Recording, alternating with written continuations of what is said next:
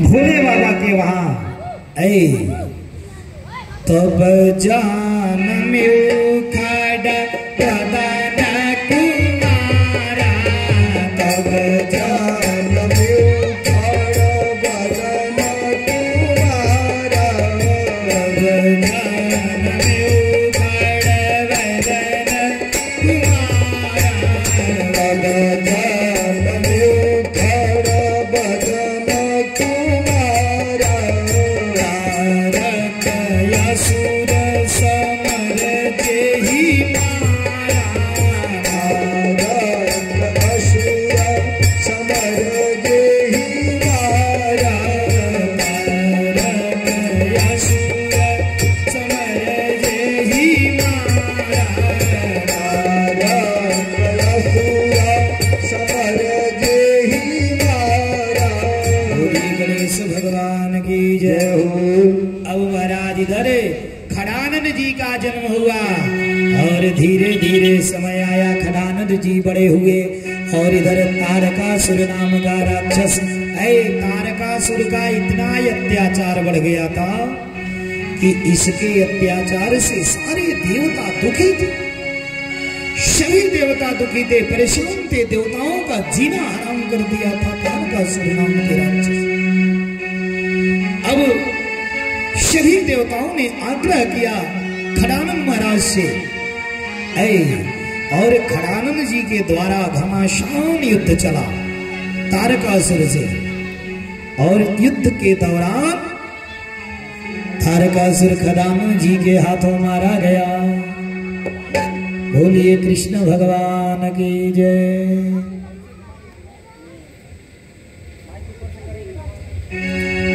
महाराज तारकासुर मारा गया, देवता प्रसन्न हुए, देवताओं पुष्पों की वृष्टि करने लगे सभी देवता।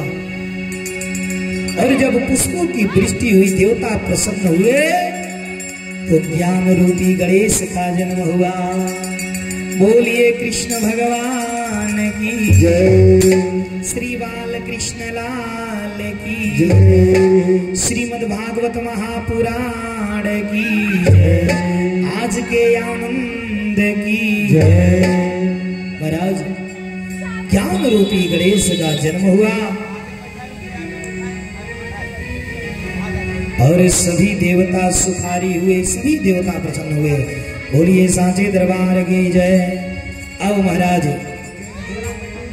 सुखदेव जी से राजा परीक्षित ने प्रश्न किया, गुरुदेव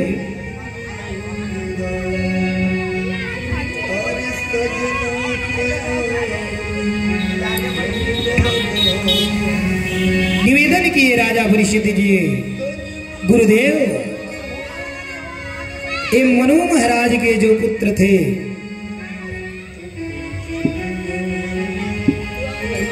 उत्तानपाद, महाराज उत्तानपाद के वंश की कथा थोड़ा हमें श्रवण कराएं। सुखदेव जी ने कहा, राजन ध्यान से सुनो। मनु महाराज के ज्येष्ठ पुत्र थे उत्तानपाद। उत्तानपाद अर्थात जो अपने कर्म के बल से समाज में अपने पैर को ऊंचा कर दिया, अपने पुरुषार्थ के बल से जो समाज में अपने को ऊंचा उठ गया, उसी का नाम होता है, उसी को कहा गया उत्तानपाद। महाराज उत्तानपाद की दो रानियां थी। एक रानी तो थी सुनीति, सुनीति अर्थात धर्म, सुनीति अर्थात धर्म, धर्म के मार्ग पर चलने वाले, जैसा नाम जथा नाम तथा गुरु। संयोग से एक दिन उत्तानपाद महाराज जंगल में शिकार खेलने के लिए गए और संयोग से उस वन में उन्हें एक सुंदर युवती दिखाई दी। उस युवती से महाराज उत्तानपाद को प्रेम हो गया। महाराज उत्तानपाद ने उस युवती से विवाह का प्रस्ताव रखा और जब प्रस्ताव रखा तो युवती ने उत्तानपाद महाराज से विवाह करने का शर्त मान लिया। लेकिन महाराज उसने एक शर्त रखा कि मेरे साथ महल में आपकी बड़ी रानी नहीं रहेगी, महल में बड़ी रानी नहीं रहेगी और तभी मैं रहूंगी। बोलिए कृष्ण भगवान की जय। आप लोग कुर्सी हटा दीजिए, केवल इनको बैठने दीजिए। आप बैठिए, क्यों आप कुर्सी पीछे, कुर्सी को पीछे लगाइए, आगे नीचे बैठ करके कथा सुनिए। अगर शरीर में कोई रोग ना हो तो नीचे बैठ के आनंद पूर्वक कथा श्रवण करें। बाकी जिन्हें पैर का प्रॉब्लम है उनकी मजबूरी है कुर्सी पे बैठना। बोलिए कृष्ण भगवान की जय, साचे दरबार की जय। अब महाराज उत्तानपाद छोटी रानी सुरुचि, सुरुचि अर्थात अधर्म, स्वरुचि जो उसका रुचि करे, व्यामन की चलने वाली, अपने अनुसार कार्य करने वाली,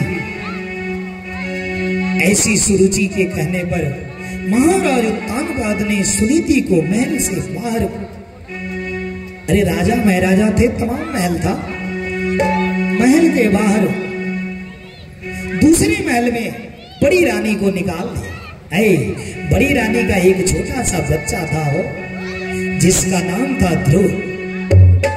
ध्रुव अर्थात सत्य, जो कभी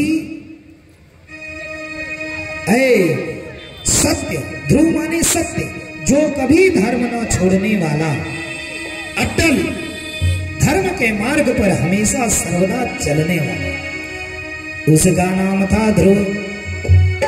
महाराज संयोग से बड़ी रानी अपने पुत्र ध्रुव को लेकर के दूसरे महल में रहती थी। संयोग से महाराज एक दिन की बात है, और छोटी रानी का एक पुत्र हुआ जिसका नाम हुआ उत्तान। बोलिए कृष्ण। उत्तम, उत्तम अर्थात मायामयी जीवन, व्यामन का चलने वाला, ये छोटी रानी का पुत्र था। संयोग से राजा एक दिन छोटी रानी के पुत्र उत्तानपाद को लेकर के गोदी में बैठा करके सिंहासन पर प्यार कर रहे थे, दुलार कर रहे थे। उसी समय महाराज, उसी समय वो खेलता फिरता छोटा सा बालक, 5 साल का बच्चा ध्रुव घूमते घूमते महल में आ गया। और जब महल में आया तो देखा कि राजा की गोद में उत्तम बैठा हुआ है। इस बच्चे के मन में इच्छा जागृत हो गई कि मैं भी राजा के गोद में बैठ लेता हूं। और जैसे राजा के गोद में बैठने को गया हो, राजा जैसे गोद में पकड़ करके, पिता तो पिता होता है ना हो, पिता पुत्र का नाता बहुत प्रगाढ़ है। पुत्र का पिता के अंदर हो, पुत्र के भीतर पिता का प्राण बसता है। महाराज उत्तानपाद ने उठा करके ध्रुव को भी गोदी में बैठा लिया, और जैसे बैठाया महाराज, वैसे ही छोटी रानी सुरुचि आ गई। और जैसे सुरुचि आई महाराज, आकर के सुरुचि ने पांव पकड़ करके उस 5 साल के बच्चे को झटक करके राजा के गोदी से नीचे उतार दिया। और जब नीचे उतारा महाराज, ये 5 साल का बच्चा रोता हुआ सिसकता हुआ वहां से चला हो। जिस प्रकार से विषैले सर्प के फन पर कोई यदि प्रहार कर देता है, प्रहार करने के बाद वह सर्प जिस प्रकार से फुफकार छोड़ता है, उसी तरह से ये ध्रुव फुफकार छोड़ता हुआ, रोता हुआ ये बच्चा अपनी मां सुनीति के पास गया। सुनीति के पास जैसे पहुंचा महाराज, सुनीति को देख करके ध्रुव जा करके मैया को पकड़ लिया। सुनीति ने गोदी में लेकर के बच्चे को सहलाने लगी। क्या हुआ बेटा, काहे रो रहा है, क्यों रो रहा है, क्या हुआ? ध्रुव जवाब नहीं दे रहे हैं, केवल फुफकार मार के सर्प के समान रो रहे हैं। माता ने कहा बेटा क्या हुआ, बताओ बताओ तो चुप हो जा, बताओ बताओ।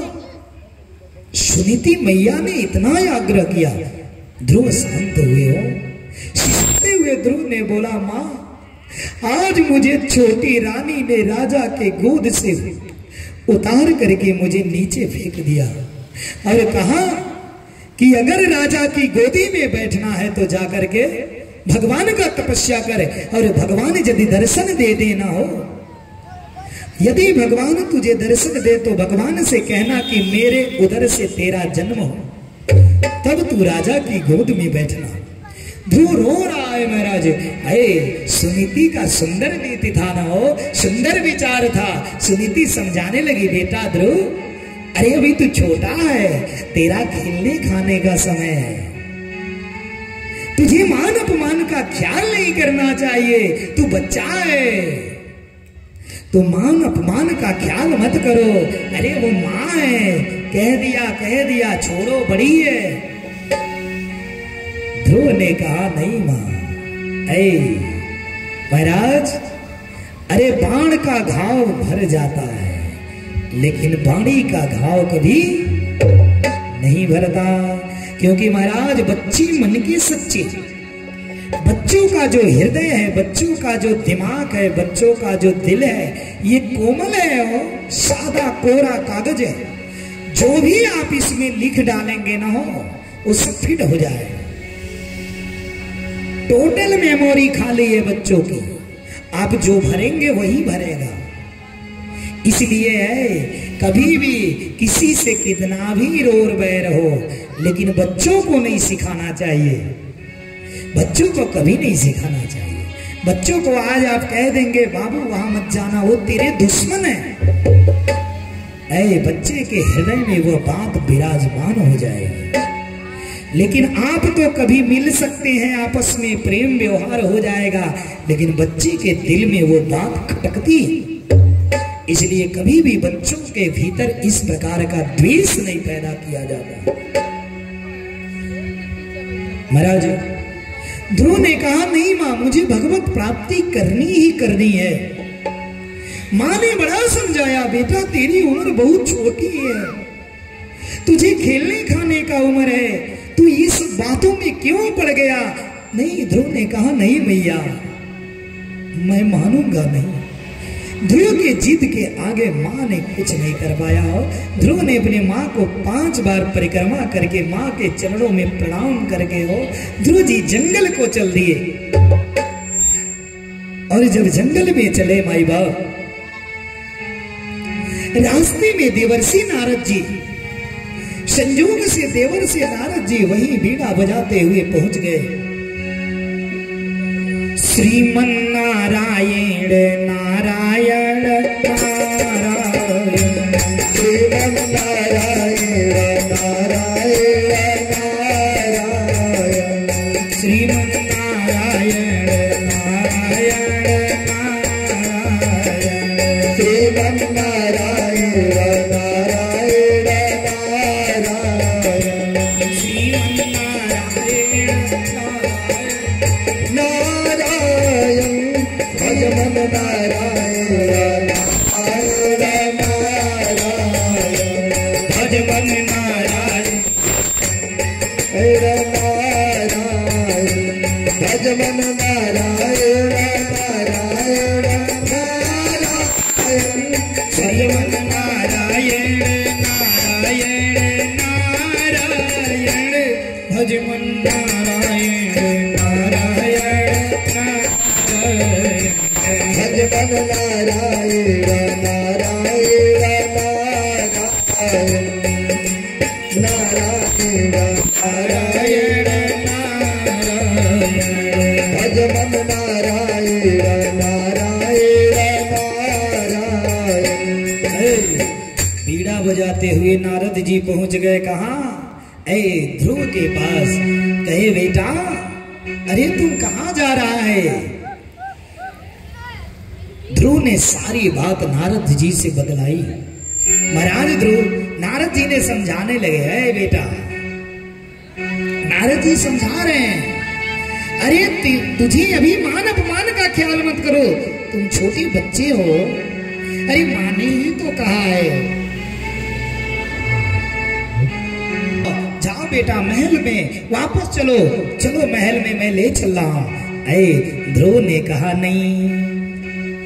नारद जी बोले बेटा जंगल में बब्बर शेर है, जंगल में भेड़िया है, वो तुम्हें मार डालेंगे, तुम्हें खा जाएंगे।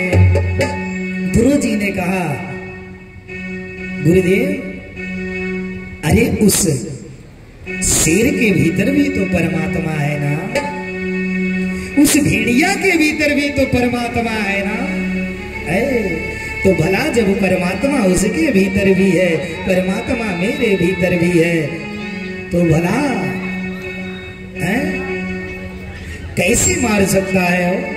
नारद जी समझ गए हो, ये समझने वाला ये बच्चा मानेगा नहीं।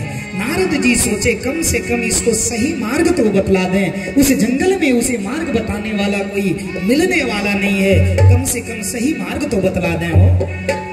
नारद जी ने कहा बेटा अरे सुनो, यहाँ तो तेरी माँ तुझे गोदी में बैठा करके भोजन कराती है हो, उस जंगल में निर्जन वन में तुझे भोजन कराने वाला कौन मिलेगा? ध्रुव जी बोल रहे हैं गुरुदेव, जब दांत न था तब दूध दिए, जब दांत दिए तब अन्न भी दी है। बोल बड़ा महाराज कि जब दांत नहीं था तो वो परमात्मा ने दूध दिया हो, और अब दांत दिया है तो कुछ और भी देंगे हो। नारद जी समझ गए बच्चा बहुत चतुर है, मानेगा नहीं। नारद जी ने बतलाया बेटा जा करके जमुना स्नान करना, त्रिकाल स्नान करना, 3 बार स्नान करना हो, सुबह दोपहर शाम, और जमुना के जल से आचमन करके बट के पेड़ के नीचे बैठ करके भगवान के मंत्र का जप करना। और कौन सा मंत्र बताया? उस बच्चे का गुरु बन गए हो देवर्षि नारद जी उस जंगल में। नारद जी ने बतलाया बेटा महामंत्र का, इसी महामंत्र का जप करना। ओम नमो भगवते वासुदेवाय, ओम नमो भगवते वासुदेवाय, ओम नमो भगवते वासुदेवाय, ओम नमो भगवते वासुदेवाय, ओम नमो भगवते वासुदेवाय, ओम नमो भगवते वासुदेवाय, ओम नमो भगवते वासुदेवाय, ओम नमो भगवते वासुदेवाय। महाराज नारद जी ने उस ध्रुव को इस 12 अक्षर मंत्र का जप बतला दिया। बेटा इसी मंत्र का जप करना। महाराज ये मंत्र इतना प्रभावी है, आज भी नियम से इस मंत्र का 5 करोड़ बार यदि जप कर लिया जाए हो तो आज भी परमात्मा मिलेंगे। लेकिन नियम से इस मंत्र का जप होना चाहिए, ये महामंत्र है। अब वो बच्चा चला महाराज, और चलने के बाद वह राजपुत्र जा करके मधुवन में पहुंच गया, और मधुवन में जाकर के जमुना में स्नान किया। स्नान करने के बाद आचमन प्रणाम करके उस बच्चे ने वृक्ष के नीचे बैठ करके भगवान का ध्यान किए और इसी मंत्र का जप करने लगे। 12 अक्षर मंत्र का जप करने लगे। और महाराज केवल कैथ के फल, कैथ और बैर खा करके, बैर और कैथ का फल खा करके ध्रुव जी ने 1 महीना बिता दिया। महाराज 1 महीना इस मंत्र का जप करते रहे, कैथ और केवल बैर खा करके, लेकिन परमात्मा ने दर्शन नहीं दिया। अब इस बच्चे को बताने वाला भी उस जंगल में कोई नहीं है कि कैसे क्या करना है, कुछ विधि का ज्ञान नहीं है। इस बच्चे के मन में जो आ रहा है उससे अनुसार भक्ति कर रहा है महाराज। दूसरा महीना आया, वृक्ष से गिरे हुए सूखे पत्ते को खा खा करके ध्रुव जी ने 6 दिन पर 1 दिन पत्ता खाते थे, सूखे पत्ते थे, और भगवान का ध्यान करते थे, मंत्र का जप करते थे। 2 महीना बीत गया लेकिन परमात्मा ने दर्शन नहीं दिया। बोलिए साचे दरबार की जय। फिर तीसरे महीने में इस बच्चे ने 9 दिन में 1 बार जल पीता था। 9 दिन में 1 बार जल पी करके यह बालक तीसरा महीना बिता दिया, लेकिन भगवान का दर्शन नहीं हुआ। कोई बताने वाला नहीं है। जो समझ में आ रहा है बच्चा मन में सोच रहा हो, लग रहा है कि ये जल मैं जो पी ले रहा हूं 9 दिन पर, परमात्मा इसीलिए मुझे दर्शन नहीं दे रहे महाराज। इसके बाद ये ध्रुव अब सोचा जल ही नहीं पीऊंगा, जल पी ले रहा हूं, लगता है इसके लिए ही परमात्मा दर्शन नहीं दे रहे। उस बच्चे ने 12 दिन पर 1 बार, 12 दिन पर 1 बार वायु पीते थे, हवा, और वायु पी करके उस बालक ने 4था महीना बिता दिया। 12 दिन पर 1 बार पीता था और भगवान का भजन करता था, मंत्र का जप करता था, लेकिन भगवान ने दर्शन नहीं दिया। 4 महीना बीत गया और जैसे 5वां महीना, अब बच्चे ने सोचा कोई बचाने वाला तो है नहीं, कोई बतावे क्या। ध्रुव ने मन में विचार किया, लग रहा है ये वायु पी ले रहा हूं ना, इस नाते परमात्मा मुझे दर्शन नहीं दे रहे। इस ध्रुव ने महाराज एक पैर पर खड़ा होकर के, जैसे एक पैर पर खड़ा होकर के अपनी श्वास रोक लिया अंतःकरण में। पृथ्वी झुक गई नाव के समान, नाव के समान पृथ्वी झुक गई और वायु रुक गया। पूरे जीव जंतु सब लगे तड़पड़ाने, सबकी प्राण वायु निकलने निकलने को होने लगी, व्याकुल हो गए सभी जीव जंतु। नदियों का जल स्थिर हो गया, वायु एकदम बंद हो गया। सारे देवता, मनुष्य, जीव जंतु सब परेशान हो गए हो, हाहाकार मच गया, त्राहिमाम मच गया हो। सभी देवता एकत्र होकर के पहुंच गए कहां? भगवान विष्णु के पास।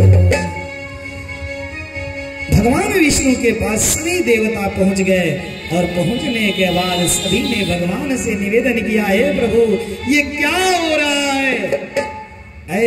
इंद्र भागे भागे आए। इंद्र को पहले चिंता होता था जब कोई भी पृथ्वी पर पूजा करता है ना महाराज, आज भी कोई यज्ञ भागवत कोई पूजा कोई वे व्यक्ति करता है, इंद्र सबसे ज्यादा व्याकुल होते हैं कि कहीं कोई पूजा करके मेरा सिंहासन ही ना मांग ले। इंद्र सबके पूजा का प्रतिफल चुरा चुरा के हो राजा बन के बैठा है हो। इसीलिए जब पूजन किया जाता है कोई भी पूजा, तो पूजा स्थल से उठने के पहले जल गिरा करके ओम शक्राय नमः इंद्राय नमः करके माथे पर लगाया जाता है। नहीं तो जो हम आप पूजा करते हैं ना, इसका फल लेकर के इंद्र चुरा ले जाते हैं और चुरा चुरा के इंद्र राजा बना हुआ बैठा है।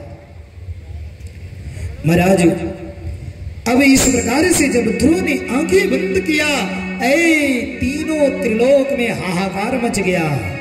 भगवान ने कहा है मेरा एक भक्त है हो, जिसके कारण ये हुआ है, मैं अपने भक्त को जा रहा हूं दर्शन देने के लिए। भगवान अपने भक्त को दर्शन देने के लिए आए माई बाप। और ध्रुव जी आंखें बंद करके ओम नमो भगवते वासुदेवाय, ओम नमो भगवते वासुदेवाय, ओम नमो भगवते वासुदेवाय मंत्र का जप कर रहे हैं। संयोग से उस समय महाराज जो ध्रुव के भीतर जो भगवान की प्रतिमा प्रतिबिंब जो दिखाई दे रहा है, जो स्वरूप हो, वही स्वरूप सामने खड़ा है। चतुर्भुज शंख चक्र गदा बनमाला पहने हुए पीतांबरधारी भगवान सामने खड़े हैं, बोल रहे बेटा ध्रुव आंखें खोलो, बेटा ध्रुव आंखें खोलो। ध्रुव कह रहे आंखें नहीं खोलूंगा, बड़ी मेहनत से ये छवि मेरे सामने मेरे हृदय में विद्यमान हुई है, और मैं आंख खोलूंगा तो ये छवि चली जाएगी। भगवान बोल रहे हैं ध्रुव खोलो आंखें, जो छवि तेरे हृदय में है वही छवि तेरे सामने खड़ी है। आंखें खोल बेटा, आंखें खोल। महाराज ध्रुव जी ने आंखें खोली, और जैसे आंखें खोली भीतर से वो परमात्मा का स्वरूप जो दिख रहा था वही स्वरूप सामने खड़ा है, सामने खड़ा है। ध्रुव कुछ बोल नहीं पा रहे हैं, 5 साल के बच्चे को ज्ञात नहीं है।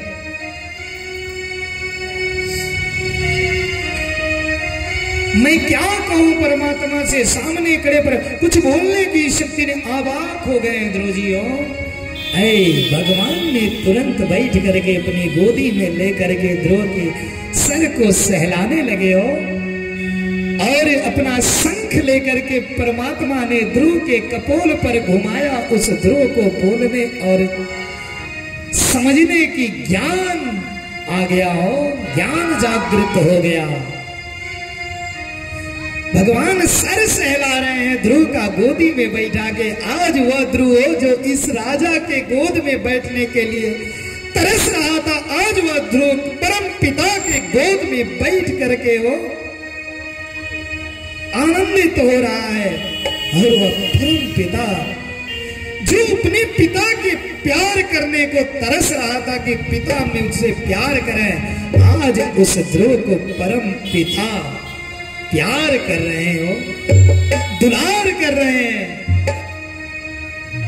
और महाराज भगवान ने कहा बेटा ध्रुव मांग, तुझे क्या चाहिए?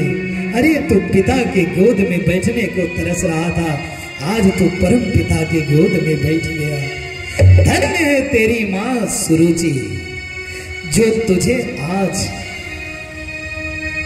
ऐसा सौभाग्य प्राप्त होने का अवसर दिया।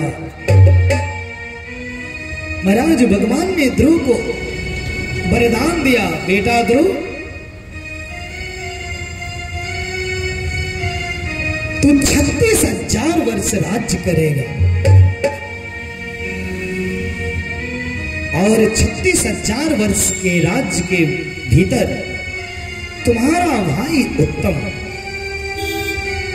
शिकार खेलने के लिए यक्षों की नगरी में चला जाएगा, और यक्ष घेर करके तेरे भाई को मार देंगे। भगवान ने सारी बात ध्रुव जी से बतला दिया, और 36,000 वर्ष तू भली भांति प्रजा का देखभाल करेगा, और करने के बाद तो परम पद को प्राप्त होगा। आज भी महाराज आकाश में ध्रुव तारा विद्यमान है। किसी भी कन्या का विवाह होता है, विवाह के समय महाराज ब्राह्मण लोग बोलते हैं आकाश में ध्रुव तारा का निरीक्षण कर लीजिए। ध्रुव जिस प्रकार से अटल है, उसी प्रकार से एक दुल्हा दुल्हन की जीवन अटल, उसी तरह से ये सुहाग अटल हो, ये सूचक माना गया है। इसीलिए ध्रुव तारा को दिखाया जाता है। माई बाप संयोग से ध्रुव जी जब वहां से चले महाराज, भगवान की भगवत पद प्राप्त करके और भगवान का दर्शन प्राप्त करके चले। इधर जब से ध्रुव जी वन में गए ना, तब से महाराज तानवाद दिन रात ध्रुव के बारे में ही सोचते थे। दिन रात बैठ करके ध्रुव के बारे में ही सोचते, चिंतन करते, मनन करते। राजा उसी दिन से कभी हंसे नहीं, कभी खुश नहीं हुए हो। सर्वदा राजा ध्रुव के चित्त को अपने चित्त में मिला करके वो दिन रात सोचते रहे। अब जैसे सूचना पड़ा, सूचना मिलते ही राजा उत्तानपाद की ध्रुव भगवान प्राप्त करके, भगवत भक्ति प्राप्त, भगवान को प्राप्त करके हो वापस महल को आ रहे हैं। महाराज उस नगर के सभी लोग अपने अपने घरों को सजाने लगे, बंधनवार तोरणवार लगाने लगे। सभी लोग सजाए, पुष्प लेकर के सभी लोग स्वागत में पलके बिछा करके खड़े हैं माई बाप, और गाजे बाजे के साथ रथ लेकर के महाराज उत्तानपाद ध्रुव जी को लेने के लिए बागीचे के तरफ पहुंचे। जैसे ध्रुव जी आए, ध्रुव जी को लेकर के महाराज उत्तानपाद ने रथ पर बैठा लिया, और रथ पर बैठा करके गाजे बाजे के साथ ध्रुव जी को लेकर के आने लगे। बोलिए कृष्ण भगवान की जय। महाराज नगर में सभी लोग ध्रुव जी का स्वागत कर रहे हैं, पुष्पों की वृष्टि हो रही है, गाजे बाजे के साथ ध्रुव जी का नगर में प्रवेश हुआ। ध्रुव जी आते ही सर्वप्रथम हो अपनी छोटी माँ के पास गए। हाँ, अपनी छोटी माँ के पास गए। इतना ही नहीं महाराज, छोटी माँ के पास जाकर के ध्रुव जी माँ के चरणों में गिर गए। धन्य हो माँ, धन्य हो। महाराज दुइया तो माँ थी हो, जो अपने कलंकित हो करके भी हो, अपने कलंकित हो गई, लेकिन कभी भी अपने कलंकित हो करके पुत्रों को चमका दिया हो। जय जय हो गया पुत्रों का, अपने कलंकित होकर के बना दिया। नंबर एक नंबर पे कैकई। अरे कैकई के सब दोषी कहे, बाकी राम के वो सब काम बनौली। देश विदेश में पूजल जाला, वह राम के देव समान बनवली।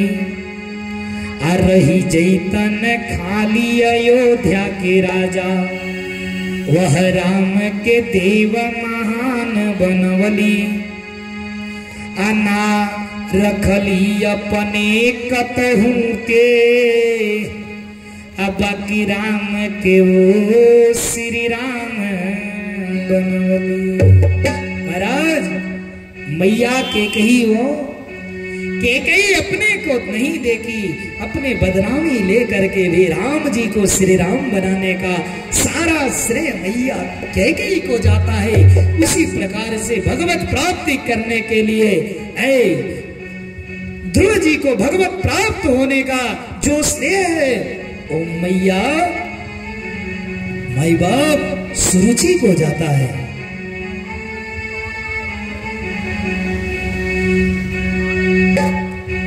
महाराज इस प्रकार से ध्रुव जी ने मां से मिला, और मिलने के बाद हो सुनीति अपने मां के पास गए, हाल चाल किए, और ध्रुव जी राजपाट भली भांति प्रजा का पालन करने लगे।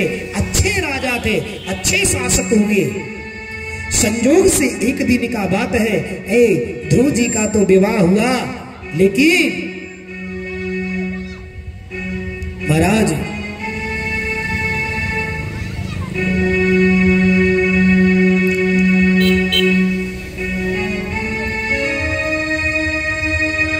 उत्तम का विवाह नहीं हुआ था।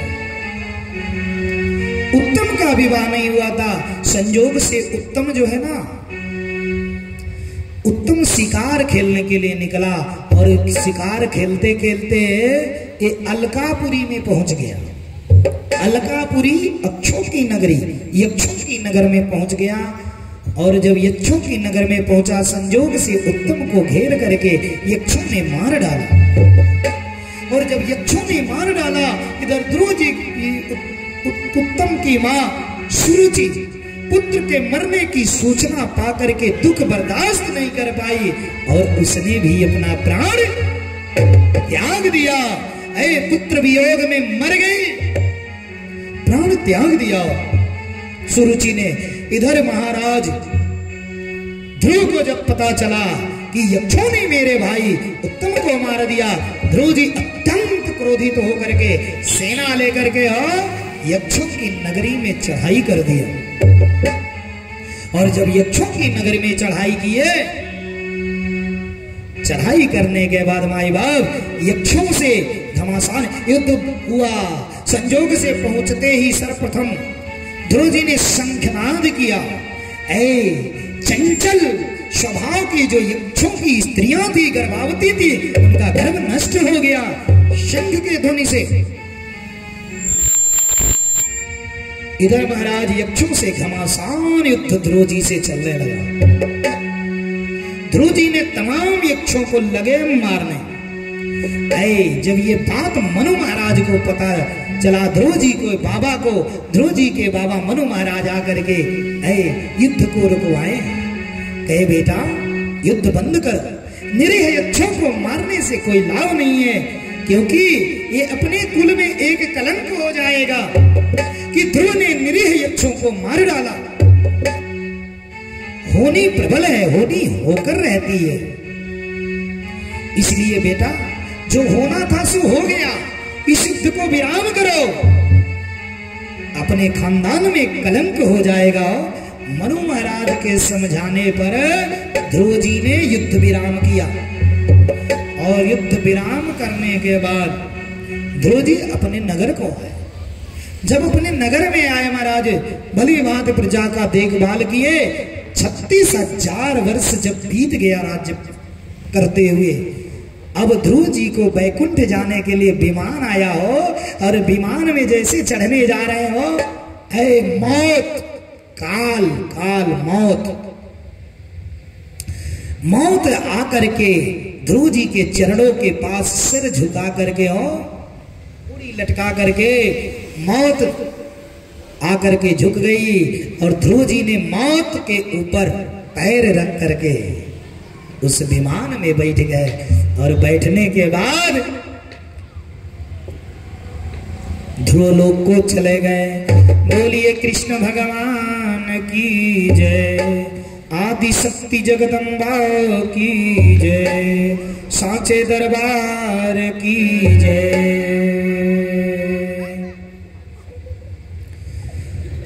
बोलिए कृष्ण कन्हैया लाल की जय।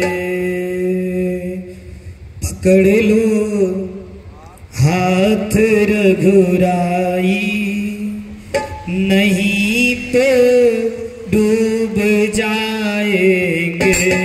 पकड़ लो बाह रघुराई, नहीं तो डूब जाएंगे। पकड़ लो हाथ बनवारी, नहीं तो डूब जाएंगे। पकड़ लो हाथ बनवारी, नहीं तो डूबी जाएंगे। पकड़ लो हाथ बनवारी, नहीं तो डूब जाएंगे। डगर ये अगमयन जानी, कथिक मैं मोर अज्ञानी। डगर ये अगमयन जानी, कथिक मैं मोर अज्ञानी। डगर ये अगमयन जानी, कथिक मैं मोर अज्ञानी। डगर ये अगमयन जानी, कथिक मैं मोर अज्ञानी। संभालो कि नहीं राघव, संभालो कि नहीं राघव, तो कांटे चुभ जाएंगे। पकड़ लो हाथ बनवारी, नहीं तो डूब जाएंगे। पकड़ लो हाथ बनवारी, नहीं तो डूब जाएंगे। पकड़ लो हाथ बनवारी, नहीं तो डूब जाएंगे।